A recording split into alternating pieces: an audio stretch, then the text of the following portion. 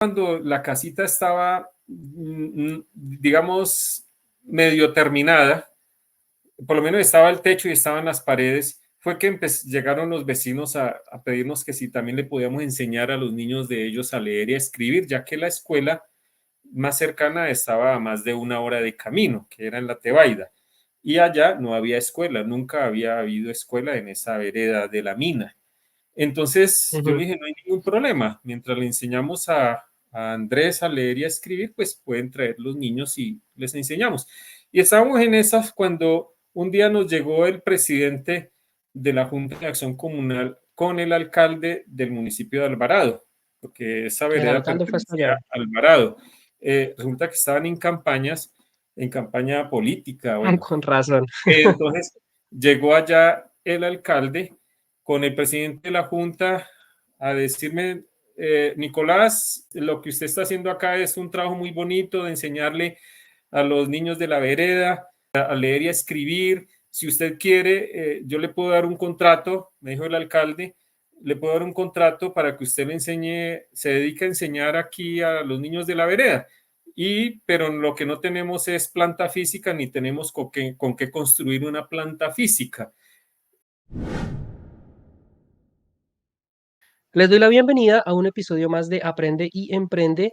Quiero invitarlos a que esta entrevista la escuchen hasta el final, ya que es muy importante por varias razones. Primero, el invitado que tengo acá nos va a contar cómo, en unas condiciones bastante adversas, de las cuales nos va a explicar un poco más adelante, logró aprender un segundo idioma, que es el caso, en este caso, el inglés, sacar un título universitario en una de las universidades más prestigiosas de Colombia, que es la Universidad Javeriana, y lo más increíble de todo, fundar una escuela rural. Se trata nada más y nada menos que de mi propio padre, Nicolás Hernández, y por eso para mí es muy, muy chévere esta charla contigo, Pa. ¿Cómo estás? Bienvenido a este espacio. Muchas gracias, hijo, y muchas gracias por la invitación y un saludo a todas las personas que nos están escuchando. Claro que sí, Pa. Quisiera primero, para colocar un poco de contexto, estamos hablando de una zona rural en Colombia. Cuéntanos un poco cómo fue que terminamos viviendo allá y danos más detalles de cuál era la realidad que se vivía en esta región del país. Bueno, estamos hablando justamente de diciembre de 1993, justamente a finales del mes pasado, diciembre del 2023, volví a aquel lugar 30 años después de haber llegado allá. Saludé a algunas personas que todavía se acuerdan de nosotros y fue muy interesante recordar un poco todo ese proceso que vivimos allá. Entonces llegamos en 1993, duramos 9 años allí, en aquel lugar. Tú tenías unos 6 meses, tú naciste en febrero del Fue 93. Tú naciste en febrero del 93, llegamos allá en diciembre, o sea, Sí, yo me unos acuerdo 10 perfectamente meses. del viaje. Bueno, de verdad que llegaste a hacer travesuras allá mientras aprendías a caminar, pero el contexto, ¿cómo lo ponemos? Bueno, tu mamá y yo, pues, em, nunca habíamos vivido en el campo. Bueno, yo había estado siempre como coqueteándole a la vida en el campo desde muy pequeño, pero había tenido muy pocas oportunidades de estar algún tiempo en el campo. Pero por algunas circunstancias nos pusimos de acuerdo con tu mamá, especialmente pensando Ujú. en el tema de la educación de nuestros niños. Nuestro hijo mayor Andrés ya tenía 3 añitos, tú tenías 10 meses. Estando allá nació nuestro hijo menor Elías, él nació en el 95. Entonces queríamos darle una educación con algunos valores naturales. Practicábamos el vegetarianismo. eh, Ok. Queríamos como apartarlos un poquito de la vida citadina y ya para aquella época, pues aunque no estaba todavía el internet, teníamos algunos problemas con el tema de la televisión. Queríamos darles la oportunidad a ustedes de que crecieran en un ambiente natural, eh, sin la influencia del televisor. De hecho, allá no tuvimos luz eléctrica, sino hasta unos 3, 4 años después de estar allá, o sea que nos alumbrábamos con espermas y sin luz eléctrica. Bueno, realmente fue todo un desafío en el cual pues quizás estaba un poco de moda con algunos amigos en Bogotá, estuvimos reuniéndonos, estudiando el tema de la educación de los niños y cuál sería el mejor ambiente para darles la mejor educación posible. Y pues muchas personas estaban saliendo fuera de las ciudades buscando algún terreno en el campo y ubicándose en el campo. Es como una moda dentro del contexto social en que nosotros nos encontrábamos. Entonces aceptamos el desafío. Mis papás también estaban con esa idea de salir al campo y compraron una finquita allá y nos dejaron a nosotros un pedazo de esa finca correspondiente a 1 hectárea. No había nada, sino pues una carretera que medio llegaba hasta allá y allá hicimos un plancito y empezamos a construir nuestra propia vivienda sin recursos. O sea, nosotros estamos hablando de que habíamos renunciado a nuestros trabajos, no teníamos ahorros y queríamos mirar hasta qué punto la naturaleza, la montaña nos podía proveer para sostenernos a nosotros y a nuestros hijos. Sí estábamos en un contexto como de alguna organización que estaba liderando esos proyectos de vivir en el campo, fomentando el tema de la salud, lo que se llamaba en ese momento los 8 remedios naturales. Y pues realmente tuvimos alguna frustración porque pensábamos inicialmente que íbamos a tener como algún tipo de apoyo porque era una labor educativa que se estaba haciendo. De hecho, allá Okay. llegaron muchas familias que iban de paso para conocer la experiencia nuestra y pues como contraprestación se esperaba que había una organización que iba a apoyar un poco económicamente, pero eso realmente fue muy incipiente o fue muy escaso y realmente se convirtió en nada, porque más adelante empezamos a estar en desacuerdo con algunas de sus postulados y quedamos solos. Entonces hicimos la casita en bareque, con guadua, con madera de ahí mismo, con barro y después por ahí la pañetamos con el mismo barro, como hace cualquier familia en el campo, y la techamos. Después pusimos unas tablitas en un zarzo y ahí fue que ustedes se criaron por 9 años. Pero a los 3 años que ya Andrés, nuestro hijo mayor, estaba en plan de aprender a leer y a escribir, entonces los vecinos se nos acercaron y nos dijeron que por qué no les enseñábamos también a esos niños a leer y a escribir, ya que no había escuela allá. Y así fue que empezamos Voy ese a proceso. volverme, voy a volverme un poquito en la historia que me estás contando para recalcar un punto interesante. Si te estoy entendiendo bien, la decisión de moverse de la ciudad al campo viene inspirada por un tema educativo. La educación de los hijos, de mi hermano mayor, mío. Tú eres profesor de profesión, eres educador, licenciado en educación básica, y en ese momento tú ya tenías, vamos a decirlo, algún conocimiento académico sobre por qué la educación en el campo era mejor que la educación en la ciudad. Así es. Bueno, realmente la formación académica en pedagogía como tal, formal, la hice estando allá, que la hice completamente a distancia. Pero pues antes de estar en ese lugar, pues sí, había estudiado un par de semestres de psicología en la Universidad de La Sabana. Quizás me dio algunos Ok. fundamentos, pero más que eso, algunos estudios ya por mi propia cuenta eh, y junto con tu mamá estudiamos muchos temas de pedagogía, ya de una forma más autodidacta. En lo cual, pues en las investigaciones que hacíamos, pues veíamos las ventajas de la educación rural. Conocimos casos de familias que inclusive de Europa o otras partes del mundo venían a las montañas de Latinoamérica a buscar un lugar donde educar a sus hijos. Entonces, bien sea con algún soporte religioso o secular, el solo hecho de tenerlos en el campo, pues ofrece muchísimas ventajas. Entonces, un poco cuáles eran esas ventajas o las principales ventajas que ustedes veían entre la educación en el campo versus la educación tradicional en la ciudad. Bueno, realmente quizás en el caso mío, pues quizás fue muy fácil entender esos principios debido a que yo mismo, toda mi educación fue desescolarizada, con excepción de los primeros 3 años de estudio académico. O sea, yo realmente a un colegio presencial solamente fui hasta tercero de primaria. De ahí en adelante, mi Ok. educación fue validación, validar la primaria. A los 18 años validé la primaria. Cuando eso estaba el bachillerato por radio, que era con unos fascículos. Entonces Bachillerato era de por yo radio, wow. leerlos y me inscribí a algún centro de validación y me aburrían esas clases, veía que era perdedera de tiempo, cogía entonces los fascículos y me iba para la casa y los estudiaba y como que me rendía más, porque igual tenía que trabajar durante todo el día, pero me acostumbré a estudiar por mi propia cuenta y así terminé. Al último ya me cansé de validar 6 por semestre, sino que salió todo el bachillerato en un solo examen, ese programa, y lo hice en todo el bachillerato en un solo examen. Te daba el puntaje del IFES también. Me fue bien, hasta me gané media beca para estudiar en la Universidad de La Sabana, pero bueno, igual eso era tan costoso que ni becado ni Ni, con media beca pude sostener esos estudios.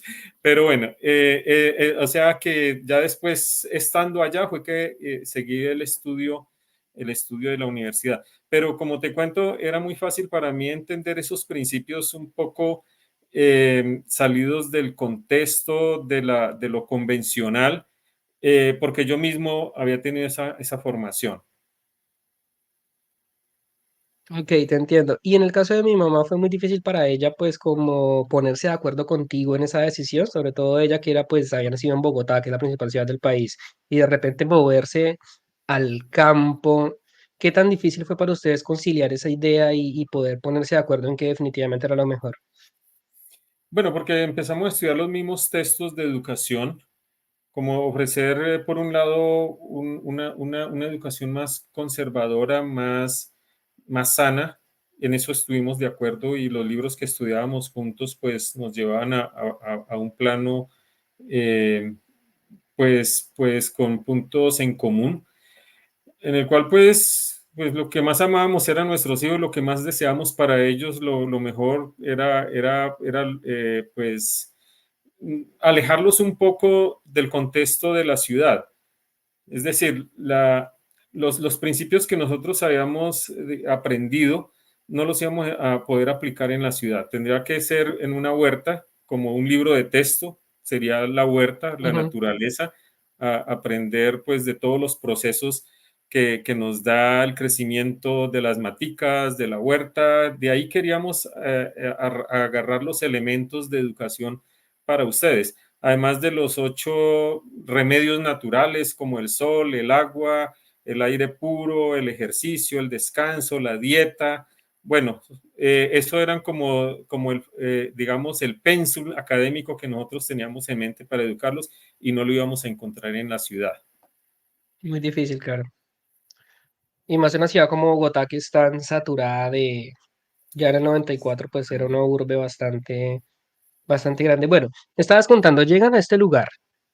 Geográficamente estamos hablando de una vereda que está no muy apartada tampoco, porque está que a unas 2 horas de Ibagué, ¿cierto? Que es una de las principales ciudades de Colombia. Así es, pertenece al municipio de Alvarado, pero está, sí, en esa época podía uno durar 2 horas para llegar allá porque había que llegar caminando. eh, Desde el último, digamos, pueblito pequeño que había, que era La Tebaida, de ahí allá Ujú. era una hora larguita subiendo a pie, y de Ibagué allá sería otra hora en carro. ¿Cuál era la situación social o de qué vivía la gente o cómo era, o descríbenos un poco qué pasaba en esa vereda en esa época, en el 94? Bueno, realmente la principal fuente de alimentación, bueno, de sustento, digámoslo así, era la caña de azúcar. Había algunos trapiches que todavía están ahí con las mismas personas que estaban en esa ocasión, hace Ok. 30 años, todavía están ahí, pero ya los viejos, los muchachos crecieron y se fueron.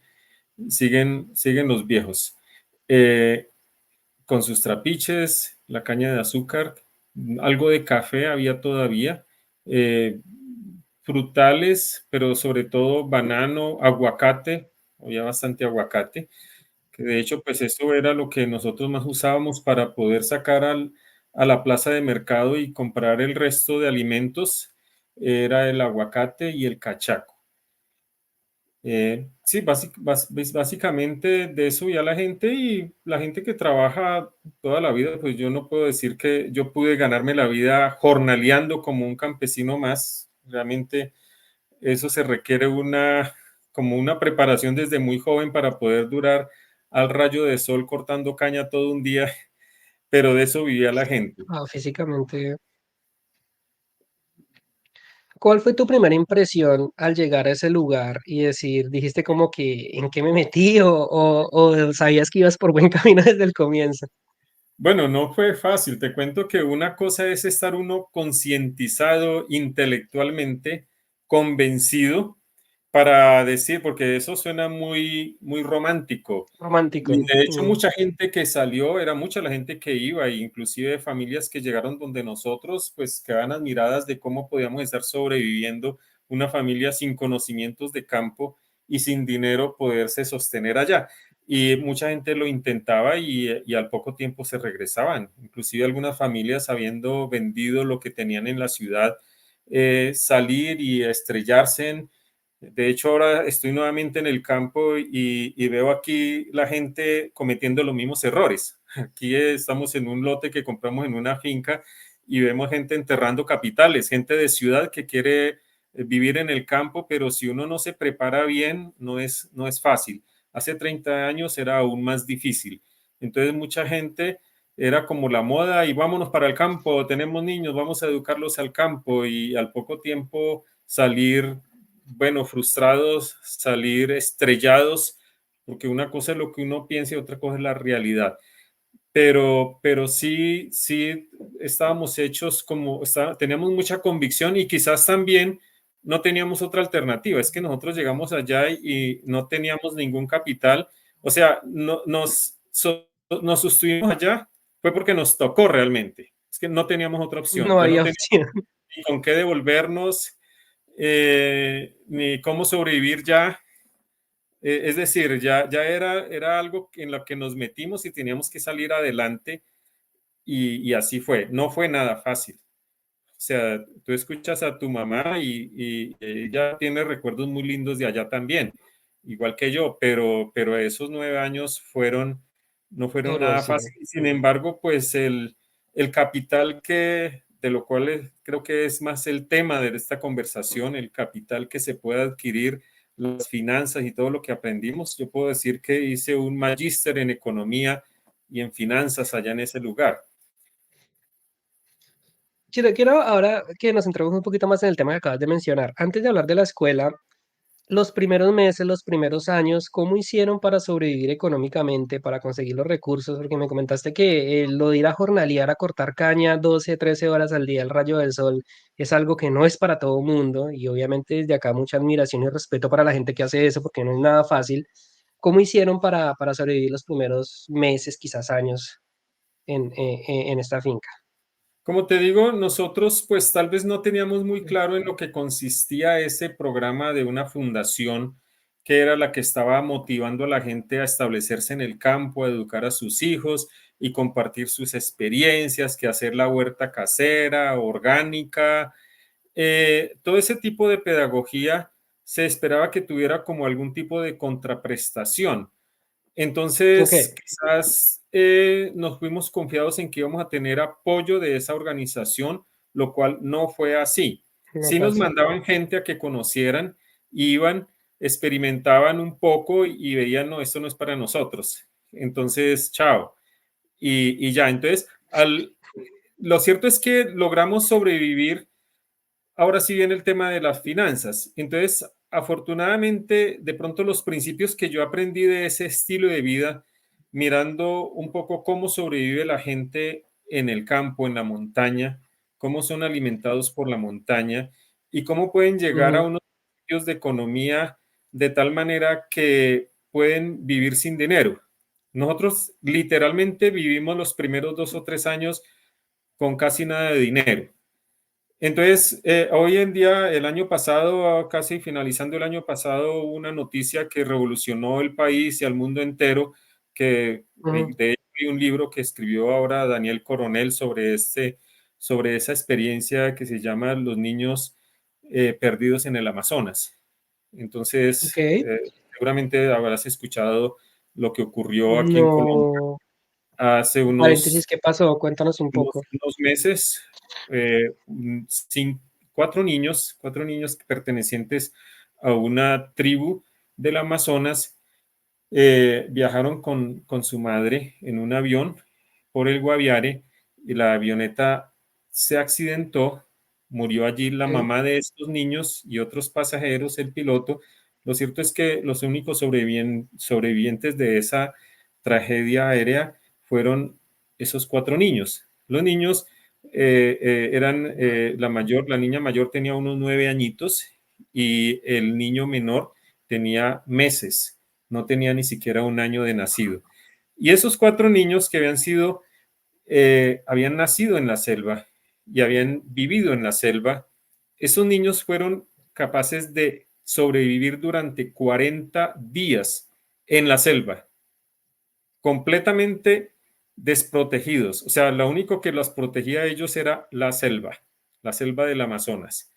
Entonces es algo que rompió todos los esquemas y paradigmas y nos dio lecciones al mundo entero. Yo les recomiendo este libro del periodista, quizás el más famoso sí es, y el mejor periodista a mi forma de ver, que se llama Daniel Coronel. Él en este momento es presidente de noticias de Univisión, el canal de habla hispana más famoso en el mundo, en Estados Unidos. Él es Daniel Coronel. Entonces es ¿Cómo se llama el que libro? los niños del Amazonas, no recuerdo bien si ese es porque está muy recién salido el libro, Ok.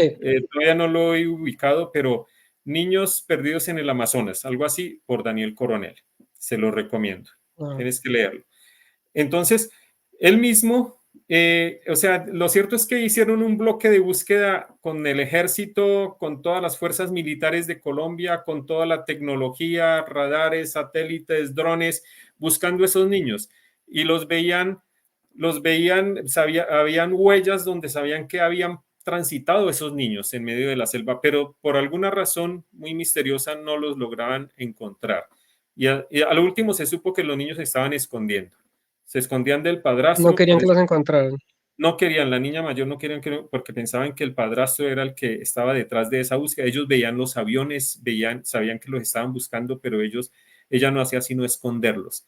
Después se descubrió que el padrastro de ellos era un hombre que violaba a una de esas niñas, parece que la niña mayor. Entonces tenía miedo de ese padrastro, que no los fuera a encontrar. O sea, por proteger a sus hermanitos, no se dejaba encontrar, pero seguían ahí en la selva. O sea, tú te imaginas 40 días en medio de la selva que es húmeda, que está lleno de animales salvajes, insectos Oye, peligrosos que necesita y leche, sin dónde necesita... dormir, lastimados por el traumatismo que puede dejar una tragedia aérea donde murió la mamá, murieron otras personas. Es algo muy milagroso, pero en últimas, lo que nos enseña esta lección es que la selva es capaz de alimentarnos. La montaña tiene todos los elementos básicos, o sea, es una fuente de economía y de riqueza que nosotros no conocemos, pero que puede alimentarnos así como alimenta a los animales que están en el monte. Entonces yo me fui con esos principios, no los conocía, o sea, no los había experimentado, no los había vivenciado, pero sabía que ahí estaban. Entonces, ¿qué pasó? Yo tenía que poner de mi parte y para poder educar o criar a mis hijos, alimentar a mis hijos, y éramos cuatro en ese momento, sabía que había estudiado yo, había estudiado nutrición, había leído un libro que se llama Fundamentos de Nutrición Vegetariana, en lo cual, y había leído otro libro que se llama Comer para Vivir. En ese libro, Fundamentos Ujú. de Alimentación Vegetariana, empecé a leer todo lo que necesita un ser humano para sobrevivir. O sea, sin pensar en el gusto, en el apetito. Por eso no puede haber televisión. La televisión tocaba desaparecer, la luz eléctrica. La Entonces, propaganda, ¿cuántos claro. carbohidratos te necesitan al día? ¿Cuántos proteínas? ¿De qué está compuesta la proteínas? ¿Cuántos aminoácidos? ¿Cuáles son los aminoácidos esenciales? ¿En qué alimentos se encuentran? ¿Cuántas, digamos, vitaminas, cuántos minerales, la grasa natural, ¿sí? ¿Qué tanta grasa natural se necesita? O sea, todo eso fue un estudio que hicimos y por eso cuando el poco dinero que conseguía, yo tenía que dividirlo a ver en qué alimentos encuentro la cantidad más grande de proteínas y más económica. Entonces, ustedes de pronto, no sé si todavía recuerdan que yo llegaba a la casa con una arroba de lentejas, por ejemplo. Ah, ¿por qué? Porque es Yo me que acuerdo de maíz y las y arvejas. llevaba con una roba de maíz que se la compraba a los vecinos. Entonces, entre el maíz que tiene ciertas almidón o ciertas carbohidratos juntados con la lenteja que tiene algunos aminoácidos que conforman las proteínas, entre los dos, entre ese cereal integral y esa leguminosa se saca la proteína completa que reemplaza la proteína animal. Entonces ustedes nunca se desnutrieron, ustedes eran alentados, gorditos, con buena salud, nunca se nos enfermaron y alimentándonos con muy poco.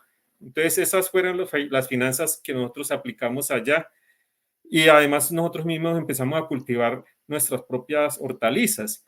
Sí, los tomates, que me acuerdo que a veces tú llegabas con unos tomaticos todavía verdes, grandes, pero sin madurar, y papá, aquí está el tomate, y los arrancaba para ellos. ¿Cómo si te ocurre toda para madurar? Y bueno, entonces esa fue digamos, los No crecían por principales culpa mía. ingresos que nosotros adquirimos allá. Los racimos de plátano, hicimos un horno con una caneca de metálica de 55 galones y ahí hicimos un horno forrado en ladrillo y en barro y ahí asábamos los cachacos, molíamos eso y sacábamos harina de cachaco junto con el maíz, con el aguacate, bueno, o sea, alimentos sí habían y eran bien balanceados, pero tocaba complementarlo con algunas cositas, también como la soya, eh, como algunos otros productos, el sorgo que era súper económico. Ahí aprendimos nosotros a vivir con muy poco. Wow. Porque, a ver, está el tema de la alimentación, ya más o menos me explicaste cómo fue. Ahora, me estabas contando que construyen la casa prácticamente, pues, 100% de cero, de bareque, de guadua. Yo me acuerdo que mi mamá cuenta que al comienzo había un zarzo, que es como el segundo piso, parado encima, pues, colocado sobre las columnas de guadua, y pasábamos la noche ahí arriba. No tenía ni siquiera paredes, no sé si había algún anjeo o algo, y esto en medio de la selva colombiana. Nosotros Entonces, quisiera empezamos a preguntarte. vivir allá en esas tablas que colocamos, que eso sí fue algo, que es una imagen que nunca se nos va a olvidar, es que una vez pusimos el techo, o sea, las columnas, las vigas, el techo y unas tablas que colocamos ahí, sobre esas tablas empezamos a quedar los cuatro, tu mamá, Ujú. Andrés, tú y yo. Sobre esas, ahí empezamos a quedarnos las primeras noches. Y eso hacían unos ventarrones, unos vientos, pero obviamente sí estaban bien, eran unas guaduas inmensas que había traído por allá de la quebrada y sostenían, o sea, tenía buenas bases ese techo. Y de ahí empezamos a levantar las paredes de barro, como hacen los campesinos por allá en la selva, los que nos dan Bueno, cátedra de pero a ver, economía. cuando llovía demasiado, el viento no hacía que el agua se entrara y nos mojáramos toda la noche.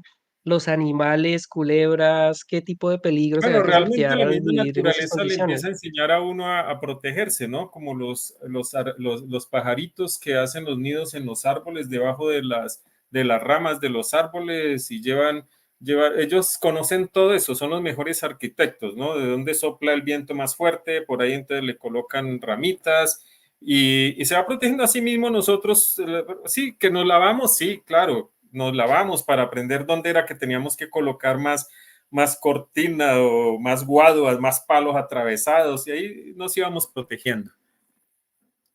Wow, créeme que me cuesta un poquito digerir la imagen de una pareja con un bebé que era yo de apenas un año, un poquito menos, otro de 4 años, mi hermano mayor, perdón, viviendo en medio de la nada en esa construcción a la intemperie. No sé, creo que cualquiera hubiera dicho que estaban locos, o no sé, casi, Bueno, por lo menos. bueno, nosotros no nos fuimos ya hasta que no pusimos el zinc, o sea, la intemperie completa, Ok, bueno, la intemperie en el sentido de que no habían paredes todavía, no habían estaban paredes. las columnas, estaba el techo y estaban las tablitas.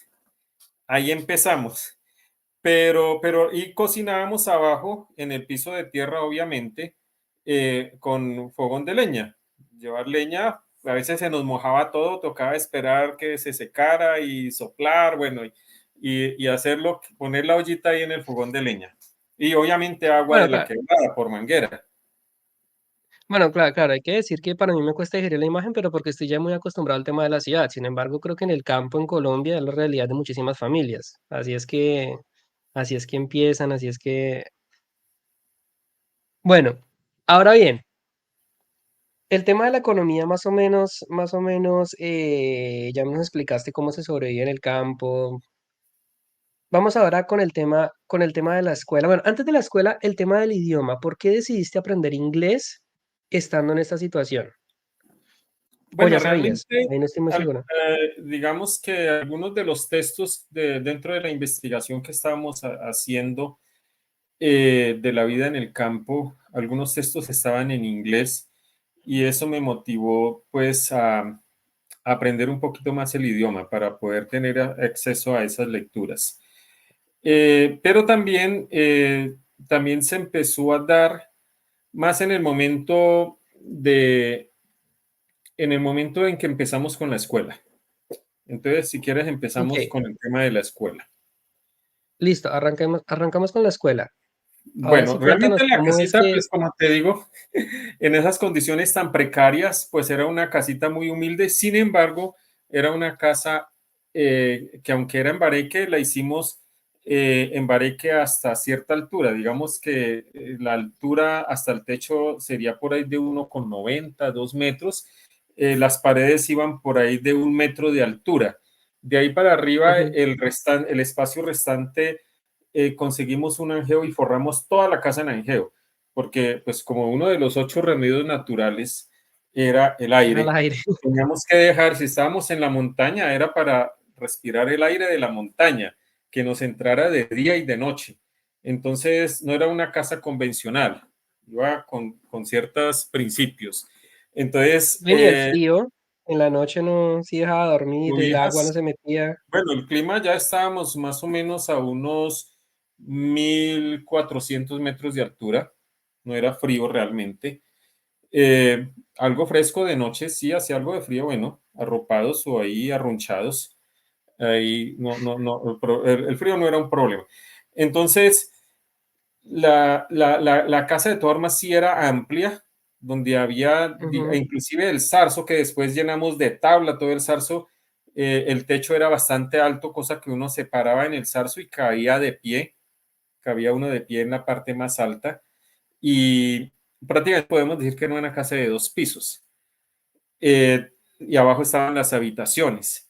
Eh, Hicimos obviamente el baño con letrina convencional de campo, pozo con el séptico, sí. pozo séptico y el lavadero por ahí con piedras de la quebrada, arena, de pronto un bultico de cemento para hacer el lavadero. Bueno, entonces ahí ya cuando la casita estaba, digamos, medio terminada, por lo menos estaba el techo y estaban las paredes, fue que llegaron los vecinos a pedirnos que si también le podíamos enseñar a los niños de ellos a leer y a escribir, ya que la escuela más cercana estaba a más de 1 hora de camino, que era en la Tebaida.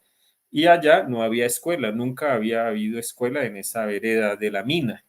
Entonces yo Ujú, le dije, no hay ningún problema, mientras le enseñamos a Andrés a leer y a escribir, pues pueden traer los niños y les enseñamos.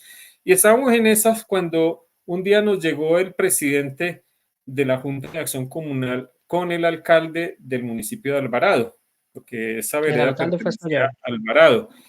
Resulta que estaban en campaña política, bueno. Con razón. Entonces llegó allá el alcalde con el presidente de la Junta a decirme, Nicolás, lo que usted está haciendo acá es un trabajo muy bonito de enseñarle a los niños de la vereda eh, eh, a, a, leer y a escribir. Si usted quiere, yo le puedo dar un contrato, me dijo el alcalde, le puedo dar un contrato para que usted le enseñe, se dedique a enseñar aquí a los niños de la vereda. Pero lo que no tenemos es planta física ni tenemos con qué construir una planta física.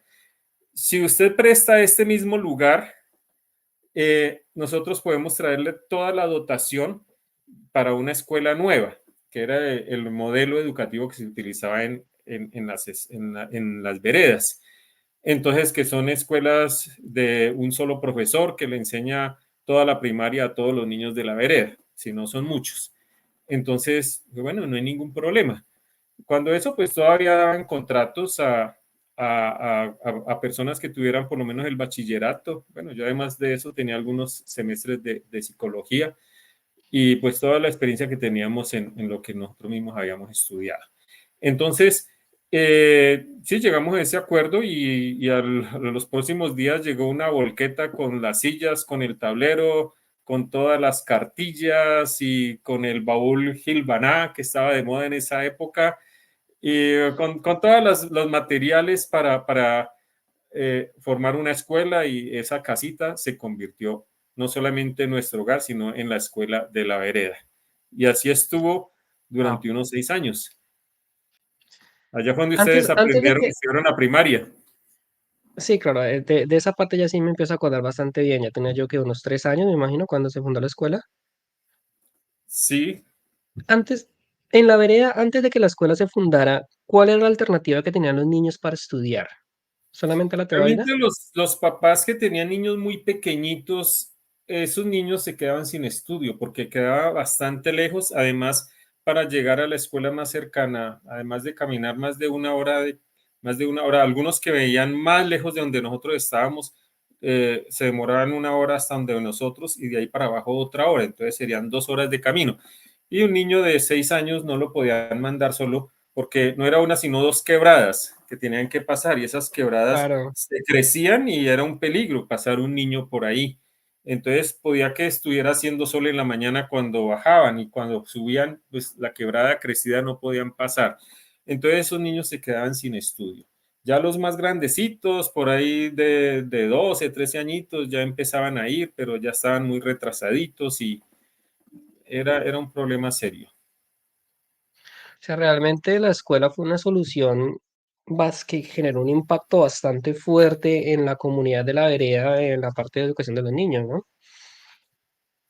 Claro que sí, porque además de que se les ofreció educación a los niños de la vereda, también empezaron a llegar otros recursos que uno como profesor rural pues es como un líder en la comunidad. Entonces, estaba recién salido el programa de Familias en Acción, entonces se conseguían recursos para las madres cabeza de familia o los que tenían muchos niños, ayudarles a solucionar el problema de la unidad sanitaria, pozos sépticos, parcelas demostrativas que llevaba la UMATA. Entonces empezamos a jalonar recursos para las familias de la vereda y pues fue un progreso que hubo también en ese aspecto.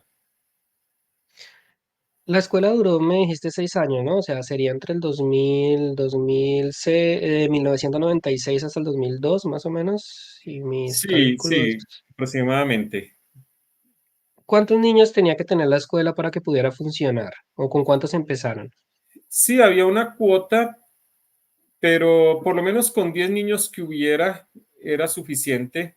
Sin embargo, pues ese umbral no era como tan rígido, porque la idea era pues que si no había cómo darles transporte a esos niños, había que darles educación, lo cual es un derecho constitucional en Colombia. Todos los niños tienen derecho a la educación básica y gratuita. Entonces, con ese, digamos, con ese parte de la Constitución, pues pues no importa cuántos niños haya, desde que haya niños estudiando o le tienen una escuela ya o le tienen el transporte, pero es deber del Estado solucionarle el tema de la educación a los niños.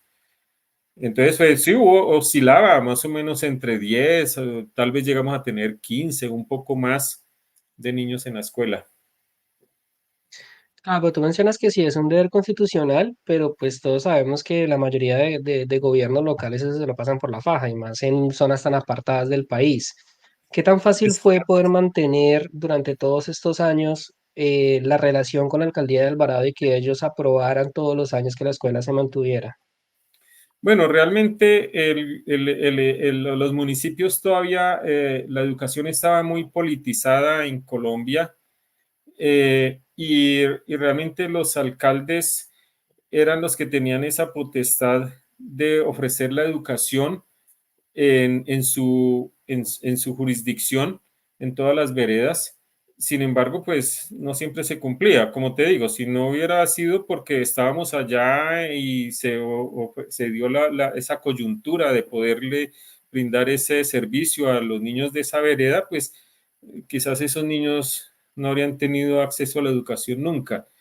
De hecho, pues fueron las épocas de los conflictos, digamos, más agudos en Colombia en tema de ejércitos de paramilitares, guerrilla y ejército de campesinos, porque había más presupuesto para, o sea, a los campesinos que no tenían acceso a la educación les ofrecían un fusil a cambio de cartillas y escuela y váyanse y conformen un ejército de campesinos que eran con requisitos mínimos, o sea, no necesitaban ni siquiera saber leer ni escribir, lo importante era aprender a ¿Pero manejar un te arma. refieres a ejército de campesinos patrocinados por el gobierno o más de parte de Sí, subversión? ejército de campesinos patrocinados por el gobierno, o sea, el gobierno, digamos que armó otro programa para reclutar más soldados sin importar la preparación que tuvieran. Entonces, por eso le llamaban ejército de campesinos. Que sería Entonces, como la había tres extinción de ejércitos las para Fuerzas esos niños Armadas que no del tenían país. educación. Tenían tres opciones de ganarse la vida, ¿sí? Con la guerrilla, con los paras o con el ejército. Wow. Bueno, ahorita un poco más adelante quisiera que profundizáramos un poco más en ese tema, de qué estaba pasando en Colombia en esa época. Antes de eso, quisiera preguntarte por los temas que nos queda faltando. ¿Cómo aprendes inglés y cómo es que terminas graduándote de una de las universidades más prestigiosas de Colombia? A ver, bueno, cuando empecé a enseñar ahí, al poco tiempo, como al siguiente año, me invitaron a trabajar también con la escuela de la Tebaida, que quedaba ya más cercano al casco urbano, porque sacaron un programa que se llamaba Postprimaria Rural, que los Okay. estudiantes de las escuelas rurales que iban hasta quinto, se hacía como un núcleo de varias escuelas rurales y se elegía una sede para que en esa sede se diera hasta grado noveno, o sea, toda la educación básica. Entonces, pues me invitaron a esa capacitación de postprimaria y y me asignaron pues como profesor de la sede principal en la Tebaida hasta grado noveno. En un momento dado a tu mamá le dieron el contrato para que fuera la profesora de ahí de la mina, entonces ella era la profesora de la mina y yo era profesor de la Tebaida. Bueno, ese contrato duró apenas un año para ella porque era una cuestión muy política y pues era las personas de las veredas que tuvieran cualquier hijo que fuera bachiller, ya lo nombraban de profesor para cumplir como con esa cuota política de los candidatos. Entonces, yo ya estando en el programa de postprimaria rural, empecé a enseñar en la secundaria. De los profesores que estaban ahí, yo era el que conocía un poquito más de inglés, entonces me dieron la asignatura de inglés hasta grado noveno. Obviamente, pues por principio, yo siempre he querido ofrecer la mejor calidad, ¿no? Entonces, eso Ujú. me llevó como a motivarme a estudiar más el inglés. Entonces, si iba a enseñar inglés, pues enseñarlo de una forma, pues más profesional. Entonces, fue que empecé a estudiar el inglés por mi cuenta. lo cual pues no era fácil en esa época, que no, pues obviamente yo no tenía con qué ir a hacer cursos de idiomas, algún centro de idiomas, no existía el internet, lo único que tenía acceso era una grabadora y unos cassettes, conseguí por ahí algunos cassettes de inglés y los escuchaba y los repetía como un loro, escucha y repite algunos cursos de gramática avanzada que lo estudié todo. En todo caso, pues el tiempo que me quedaba libre era muy dedicado a estudiar el inglés por mi cuenta. Y de tanto estudiar toda la gramática y leer algunos libros de inglés y escuchar esos cassettes y repita y repita, con el tiempo, en alguna ocasión que ya cuando ya íbamos a salir de allá y yo necesitaba, digamos, como acreditar mis conocimientos de inglés, eh, sí fui a un centro de idiomas en la Universidad de Ibagué y me hicieron un examen del placement test, es como de ubicación, a ver en Ujú. qué nivel me dejaban, y me pusieron a hablar con una gringa y realmente yo nunca había hablado inglés con nadie, o sea, era prácticamente yo solo, con Andrés, que fue el que le enseñé. Y empecé a hablar con esa gringa y empezamos a hablar de una forma muy fluida y me entendía. Fluyó, Sí, yo no, yo te para fue una hiciste sorpresa entender. muy grata para mí que yo podía hablar con otra persona. Entonces hablaba con fluidez y ella me decía, pero ¿tú por qué vienes acá? O sea, tú ya hablas inglés, ¿por qué no más bien lo enseñas? Yo, no, justamente para poderlo enseñar necesito que me den alguna certificación acá de que yo hablo inglés. Entonces me pusieron en el nivel más avanzado que había y para poder hacer ese nivel y certificarme, y el profesor era otro gringo y yo me convertí fue como en un monitor de él de la clase y le ayudaba a dar la clase de inglés y así fue como me hice como a un certificado de un centro de idiomas para yo poder enseñar el inglés. Pero realmente Wow. sí, eso fue autodidacto 100%, así como la licenciatura. La licenciatura, pues había un programa de la Universidad Javeriana, que como tú dices es una de las más prestigiosas del país, pero tenía un programa de licenciatura en educación básica a distancia. Y a distancia es 100% a distancia, donde a uno Ay, le la entregaban todos los Universidad Javeriana. módulos, exacto, donde uno estudiaba todos los módulos, hacía sus trabajos y los presentaba cada mes más o menos. Iba uno a la sede de Ibagué y presentaba sus trabajos y después seguía otra vez, recibía los otros módulos y seguía así, hasta la tesis. O sea, yo puedo decir con mucho orgullo, sí, soy graduado de la Universidad Javeriana, pero realmente yo no conozco la planta física de la Nunca Universidad fuiste. Javeriana. O sea, fue tan a distancia que hasta me gradué por ventanilla. O sea, había que llevar un traje y no sé qué de gala y todo eso para irse a graduar. Yo no iba a gastar, no, ni tenía plata ni me interesaba eso. Pedí que me enviaran mi diploma a la casa y allá me llegó. Pero básicamente tenías que ir todos los meses hasta Ibagué para presentar los trabajos, hacer algún examen o cómo era la dinámica. Exacto, sí, más o menos sí, en un promedio de una vez al mes uno iba y presentaba algunos trabajos allá, iba algún tutor de Bogotá a las sedes, como en el caso de Ibagué, que era un edificio ahí, una casa realmente ahí en Ibagué, como en el barrio Belén, y ahí llegaba y uno presentaba los trabajos, los sustentaba y ya iba pasando los semestres, hasta la sustentación de la tesis también fue ahí mismo. Y eran carreras también de 5 años, 10 semestres. 5 años, 10 semestres, sí.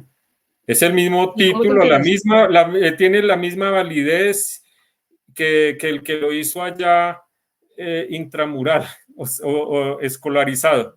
Es el mismo título, no hay ninguna diferencia. Bueno, y estando en la finca, obviamente en una época que no había internet, era pues la radio la única forma de comunicación. ¿Cómo te enteraste de ese programa? Bueno, realmente ya habían compañeros que estaban haciendo esa licenciatura, algunos eran normalistas y querían pues llegar al ciclo profesional y lo hacían a través de esos programas a distancia. Bueno, listo, te entiendo. Ahora vamos a volvernos un poco para el tema de la realidad que vivían los campesinos en esa época, en esa zona del país. Y estaba haciendo como unas cuentas así rápidas con lo que tú me vas contando. Si un niño que nació en esta vereda de La Mina quería terminar su bachillerato completo en Colombia, estamos hablando desde preescolar hasta grado 11, tenía que pasar por tres etapas, digamos, hasta quinto de primaria, ahí en la escuela que con mi mamá fundaron, pero si quería terminar hasta noveno, ya tenía que irse a la Tebaida, que eran 2, 3 horas a pie, y si quería graduarse a grado 11, ¿a dónde tenía que ir? A Alvarado, al Colegio General Enrique Caicedo de Alvarado. De ¿Y la hecho, pues travesía de esto fue cuántos años también una sería? lucha Porque grande porque los niños de la vereda, los papás, aprovechando que había transporte de ahí de la vereda hasta el municipio de Alvarado, preferían que los niños estudiaran allá. Pero cuando abrieron hasta el grado noveno en la vereda, en la Tebaida, fue una lucha porque los padres no querían que los hijos estudiaran allá, en la vereda, querían que fueran al pueblo a estudiar allá, con la idea, pues, con preconcebida, ¿no? De que la educación en el pueblo era mejor que en el campo.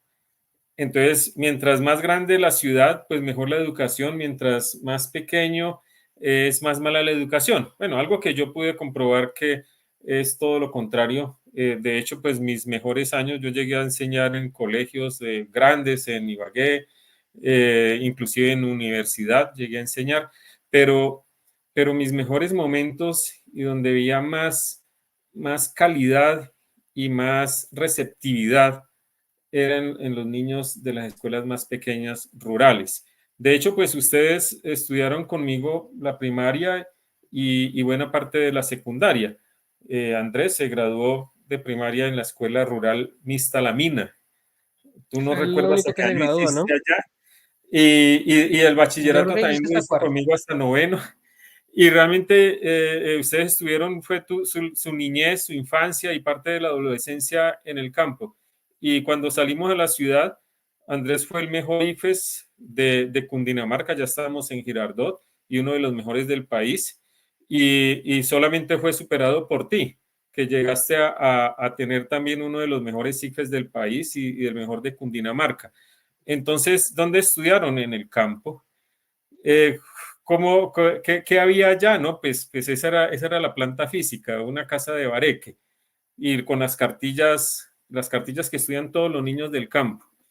Entonces, no es real que en el campo, pues uno tiene que ser ignorante. ¿Dónde aprendimos el inglés Andrés y yo? Pues en el campo, ¿cierto? ¿Dónde se hizo la licenciatura? En el campo. Entonces eso ya depende de cada persona, de la voluntad y la disciplina que tengan, ¿no? Claro, porque también la educación es mucho más personalizada, no es lo mismo, vamos a decir, un profesor en un aula con 30, 40 estudiantes que un profesor en un lugar más pequeño con 5 niños. Puede atender mucho más fácil Exactamente. las Los necesidades. niños allá en la vereda que yo les enseñé inglés, esos niños aprendían, tenían unas bases de inglés que todavía la conservan. Ahora que me encuentro con ellos, me dicen, profe, lo que aprendí con usted en esos años es lo que tengo de inglés. Después hice el bachillerato en otro lugar y nunca aprendí nada más. O sea, fue las bases que usted nos dejó, eso es lo que conservamos, porque era algo personalizado y pues hecho con vocación.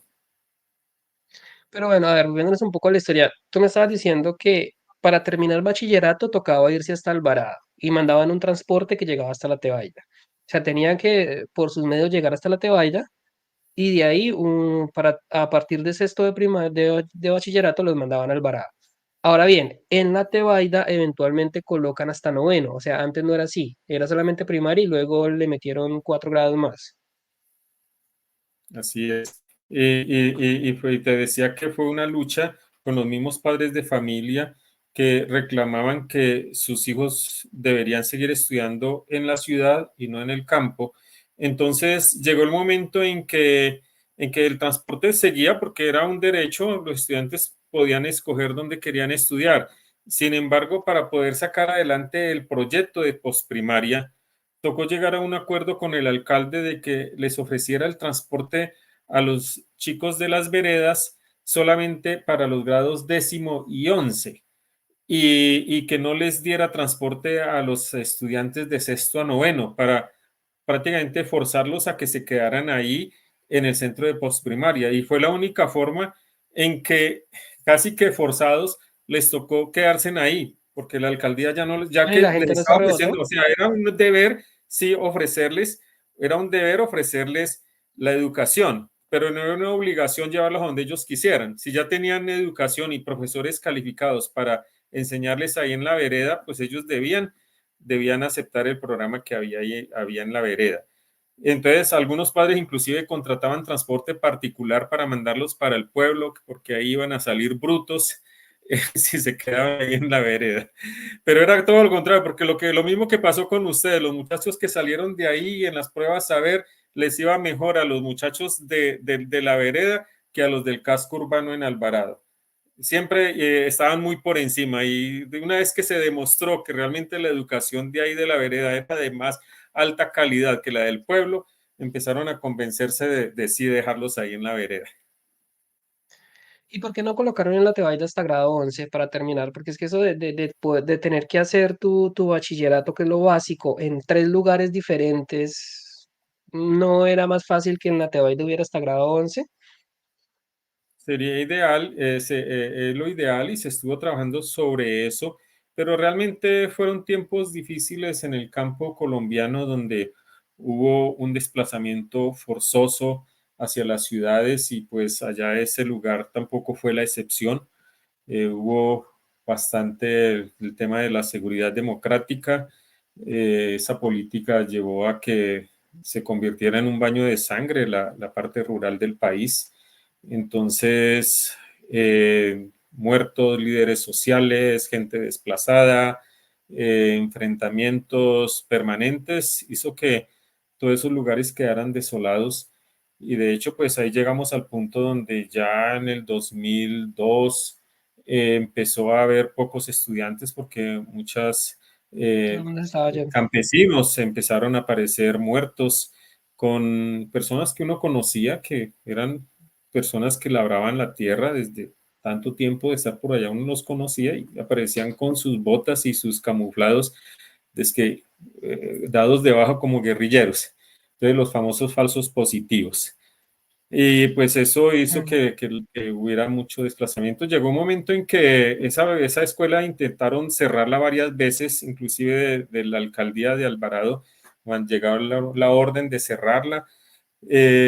Algunos padres de familia fueron allá a hablar con el alcalde. En ese tiempo hubo un alcalde muy déspota que trataba mal a la gente, que iba 4 horas de camino para llegar hasta Alvarado a hablar con el alcalde, a suplicarle que no le cerraran la escuela porque los hijos iban a quedar sin educación y bueno, con palabrotas los sacaba corriendo y en algunas ocasiones pues llegaban allá pues hasta llorando porque por el maltrato que habían recibido y también porque sus niños se iban a quedar sin escuela. Lo cierto es que yo tuve que ir varias veces a la Secretaría de Educación del Tolima para poder, Ya te saltaste a Alvarado digamos, hasta el departamento. sí, ya porque en Alvarado no había nada que hacer y ya el alcalde que había en ese momento estaba negro. No hay suficientes alumnos, se cierra la escuela y punto.